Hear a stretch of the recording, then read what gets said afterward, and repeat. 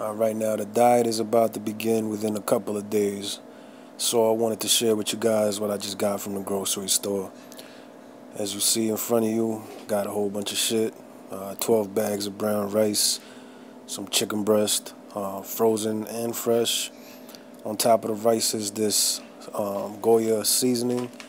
I need to put you on to this during the week. I'll show you what you could do with it. Definitely you guys should invest in some of this. Alright, I got some tuna, cottage cheese, coffee, ground turkey, peanut butter, Nutella, honey, sugar-free honey, some oatmeal, some sugar-free Hawaiian punch, some whole wheat tortillas.